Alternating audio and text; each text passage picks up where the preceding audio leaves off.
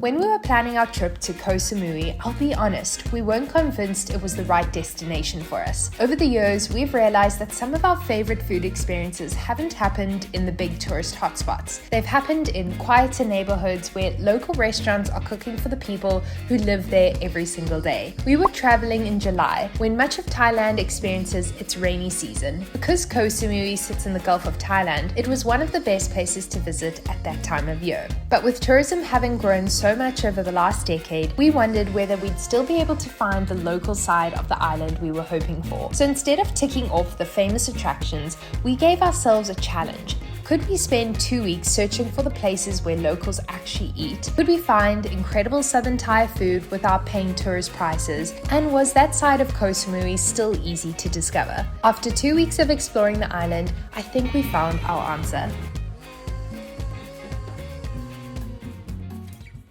When we started looking at where to stay, we knew we wanted to experience a different side of Koh Samui. Many visitors base themselves around Chaweng, which is known as one of the island's busiest areas, with a lively nightlife scene, lots of restaurants, and plenty happening day and night. While that atmosphere definitely has its appeal, we knew it wasn't quite the pace we were looking for this trip. Instead, we chose to base ourselves on the quieter northern side of the island, in Mae Nam, near Bangpur Beach. This area immediately felt much closer to the experience we had imagined. It was slower, more residential, and away from the busier tourist hubs. We found an Airbnb just 30 meters from the beach, which gave us the freedom to experience the island at our own pace. Being self-catering meant our mornings were simple, making a coffee, walking down to the beach, and starting the day with the sound of the ocean before heading out to explore. And honestly, this became one of our favorite parts of Koh Samui. Having a quiet place to return to gave us the chance to slow down, explore different areas of the island, and spend our days searching for the local food experiences we came here for. Our first stop was actually just a couple hundred meters from where we were staying. So I'm not going to act like this is our first time having this dish. This is actually our second time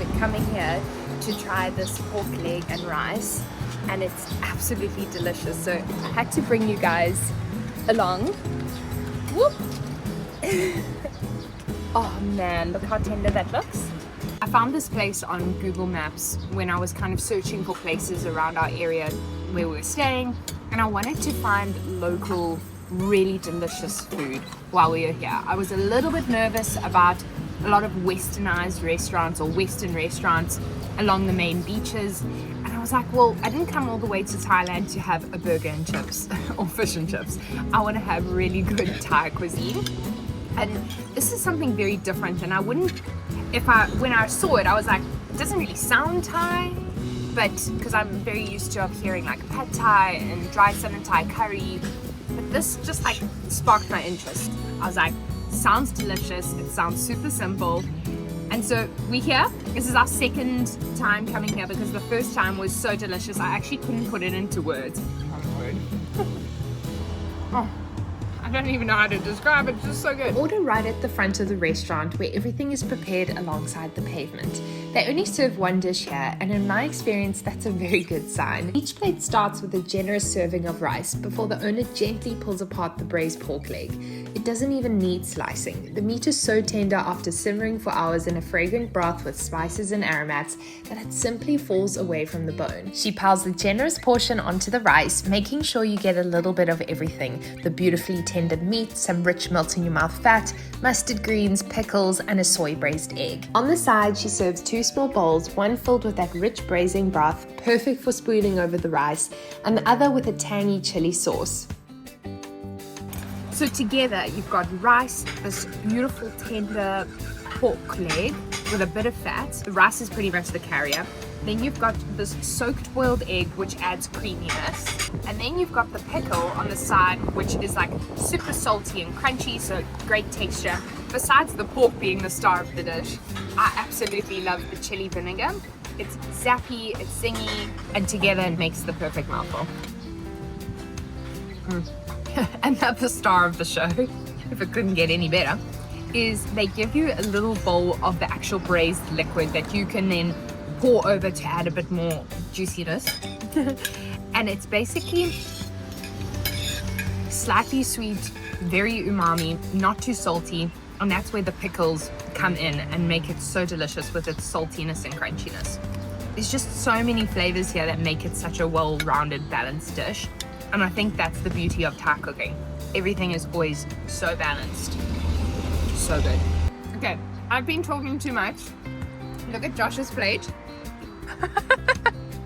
It's done. We've got all these different little ways of approaching this really beautiful, rich braised pork. Is you can have a really rich, creamy one where you just have the pork, the rice, braising liquid, and the egg. Or then you can have a little bit of zing with the chili. Or then you can have a little bit of freshness cutting through it with the cabbage.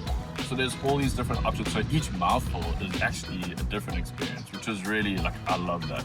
And it's so layered and complex. The flavors are deep and balanced and rich. I could eat this every day. And then if you want a little bit more spice, what they do here is on your table, they give you a knife with chilies and garlic, and you can just add more to the dish if you want a little bit more fresh garlic or a little bit more punch with some green chili, and these are quite spicy. This restaurant is actually situated right off the ring road of Koh Samui. So as you can tell, you can hear all the traffic and the bikes, but it makes for the perfect pit stop en route to one of the beaches for breakfast, and we've seen a lot of locals pop in and grab their breakfast. The restaurant is only open from 9 till 2 p.m. so definitely come early if you're going to come here, because I'm pretty sure they'll sell out closer to 2 o'clock. If our empty plates were anything to go by, this is one local spot you won't want to miss. So 3 plates of the braised pork leg set us back 240 baht, which is unbelievable. I don't think we've had one meal at any of the other restaurants that have come up to that total. I think that's like One dish at some of the other restaurants cost me like a yeah. Oh, and by the way, this is our little bomb. It's called Bomb 2. Bomb 2. She has treated us well. We have hired her only a few times on the island, and I will definitely recommend getting in contact with Pon, who rents out these bikes. He has been amazing. Got a taxi service from the pier if you need, to the airport, anywhere around the island. He does tours as well. Yes, tours. He's been like our go-to guy. It's always, I find it best to have like one person that you stay in contact with, and he's the guy. If we need anything, he's so helpful, so honest, really, really kind. And you just have his WhatsApp number, and you pop him a WhatsApp and say, hey, can we get a bike tomorrow? And he says, absolutely, and he brings it over. It's amazing. It's got a mango tree. Oh, wow. Oh, look at the mangoes. I know. Oh wow, they're right there. Look at that. That's so cool. Cool. Now we need to go and digest. Let's go.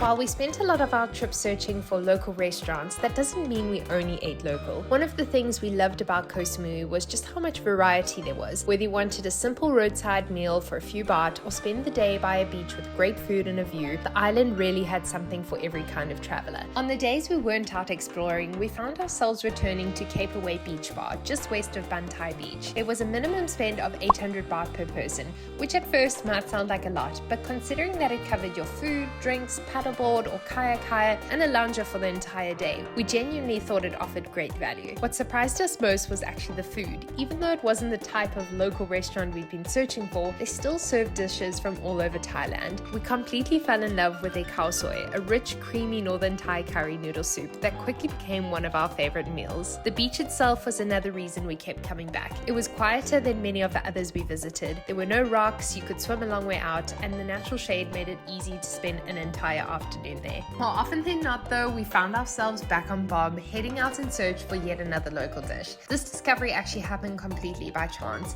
We were simply looking for fuel for Bomb when we noticed a market across the road. Naturally, we had to stop and take a look. As we wandered through the stores admiring the fresh produce, we spotted a busy little stand serving up a selection of curries that we hadn't seen on any of the menus we'd come across so far. There was something about seeing so many locals lining up for this particular curry, so we had to go and try it ourselves. This sounded really interesting, and I was like, the most popular it was the most popular because it was almost finished. But something I've never heard before: papaya and fish curry. So I thought it was strips of carrot, but actually it's strips of papaya. And to be honest, this is the spiciest thing I've had on the island. Yeah. For sure. But it's absolutely delicious. Insanely Full of aromats, like you could taste lemongrass, galangal, ginger, fresh chili, and the papaya. It's It's such a not, nice bit of sweetness. It's not spicy for the sake of just being spicy. Like the spice has got so much depth and flavor behind it. which is so delicious. I mean, this one is the most delicious bowl of food we've had. I think. It's so good. I mean, it's dangerous. I've been, every time we go to a restaurant, Josh laughs at me because they say, do you want spicy, not spicy? And I'm like, I love spice, give me all the spice. And then Josh always looks at me and says, girl, you gotta be careful because So you one day don't want... you're going to go to a more local place, you're going to say that, and it's gonna light you up. and then you get a bit past spice, which is very...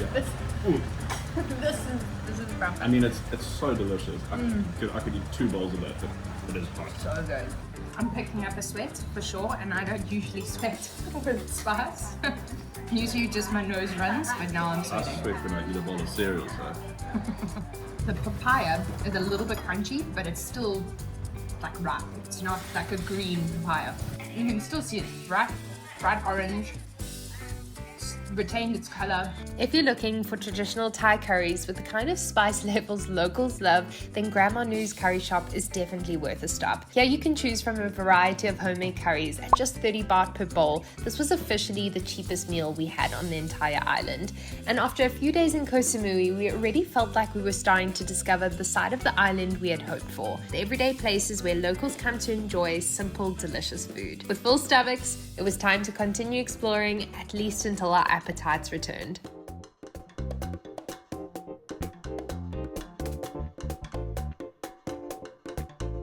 Josh and I have just found ourselves at a really incredible restaurant. It's a bit of a buffet style with all these incredible herbs laid out with 3 big pots of curries. There's one vegetable curry with aubergine in it. There's another one that's just kind of a turmeric-y coconut broth. There's actually no meat or veg in it. And then the other pot is just the bright red pot where you just ladle on, and that's the chili. That you can make spicy. So I kind of did a bit of a mix of everything, and then I got us a bunch of herbs here on the table, pickles and cucumbers and things like that. But then what you can also do is get yourself a tray of crispy fried chicken, which we didn't end up going for because we actually had such a lovely breakfast. Which you go to the counter, you pay for your chicken, and then you get a card, and then later on he starts calling out and you just say, yes, that's me, I've got a card, and he brings it to the table. Pretty cool setting. The restaurant was filled with families and groups of friends, and the atmosphere made us feel like we had stumbled across somewhere that was simply part of everyday life here. As for the food, it was packed with bold flavors, rich, punchy, and incredibly fresh. The selection of fresh herbs and pickles that you could keep helping yourself to, mixing and matching different flavors, was one of my favorite parts until I found the dessert table, which I've dished up myself this black sticky rice with a ladle of coconut cream. It is like my new favorite dessert. It makes me so happy. So it's a bit of a contrast of salty and sweet, which I absolutely love in a dessert. But then also there's a bit of a temperature play of like hot and cold. You can decide how hot and cold you want your dessert. There's a ladle with a bucket of ice, and you can have 0 ice, or you can have a little bit of ice, or lots of ice. It's kind of like a Bing Fin in China, but the Thai version. I'm loving it. So good. As if our food adventure wasn't going well enough already, our next stop introduced us to 2 incredible Southern Thai classics. We ordered a yellow sour fish curry and a Southern Thai dry curry, and once again we were completely blown away. The first thing that surprised me about the yellow sour fish curry was its consistency. And a very nice. watery, which I've found the consistencies of curries here in Thailand to be a lot more runny versus how we make them back home. We prefer to use coconut cream. We make them with coconut cream, but look at this. Wow. Sour, tangy, spicy, a lot of lemon. One thing we absolutely loved about this place is nothing felt toned down. The curries were bold, unapologetically spicy, and served exactly as they were meant to be.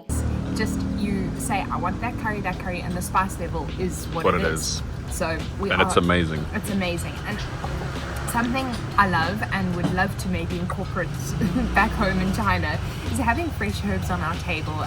China's produce, especially where we're from, we have access to such beautiful produce like this. So I think I might start incorporating this at home. But as much as I enjoyed the yellow sour fish curry, the Southern Thai dry curry completely stole the show for me. She just brought over another bowl of a fresh batch of this Thai Southern dry curry.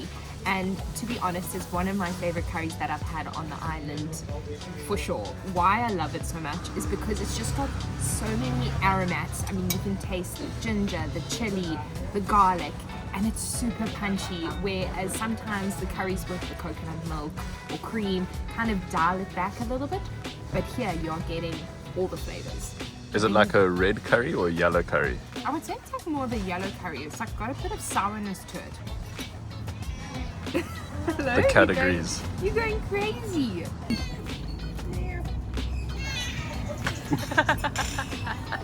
Very vocal little bugger. Yeah.